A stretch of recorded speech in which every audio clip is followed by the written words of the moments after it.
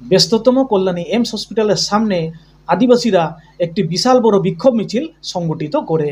দেখা যায় এই বিক্ষোভ মিছিলে প্রায় 1002 আদিবাসী সম্প্রদায়ের মানুষজন সামিল হয়।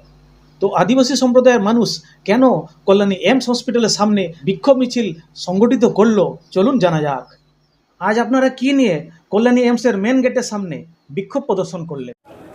আজকে ভারত জাকাত মাঝি পারগানা মহল নদিয়া জেলা শাখা সংগঠনের পক্ষ থেকে এই কল্যাণী এমসের সন্নিকটে যে আমরা বিক্ষোভ সমাবেশ আমরা আয়োজন করেছিলাম, তার মূল দাবি ছিল স্থানীয় আদিবাসী সম্প্রদায়ের মানুষজনকে রিজার্ভেশন কোটা মেনে কর্মসংস্থানের সুযোগ করে দিতে হবে।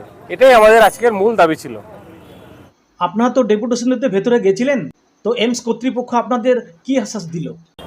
আজকে আমাদের এই বিক্ষোভ সমাবেশের পক্ষ থেকে আমরা এমসের যিনি ডাইরেক্টর সাহেব আছেন ওনার কাছে আমরা মেমোরেন্ডাম তুলে দিয়েছি এবং আলাপ আলোচনার মাধ্যমে যেটা উঠে এসেছে এবং আমরা এটাও দাবি করেছি যে এতদা অঞ্চলে আমরা আদিবাসী সম্প্রদায় বিশেষত সাঁওতাল সম্প্রদায়ের মানুষজন 60টি গ্রামে বসবাস করে।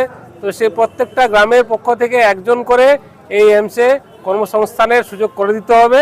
তো উনি ওনার জায়গা থেকে যেটা বলেছেন অবশ্যই আপনাদের দাবি ন্যায্য এবং সেই দাবিকে যাতে ফুলফিল করা যায় এই জন্যে উনি ওনার জায়গা থেকে যথামতো সাধ্য করবেন এবং আমাদের কথা দিয়েছেন যে 1 মাসের মধ্যে কিছু একটা সদুত্তর বা ভালো ফল আপনারা আশা করবেন, এইটুকুই আমাদের কথা দিয়েছেন। হ্যাঁ, ভালো কথা। তো এখন আপনারা কি চাইছেন? আমরা চাইছি আমাদের এইভাবে আর কতদিন আমরা এই রাস্তায় আমরা অবরোধ বা বিক্ষোভ সমাবেশ আমরা করব।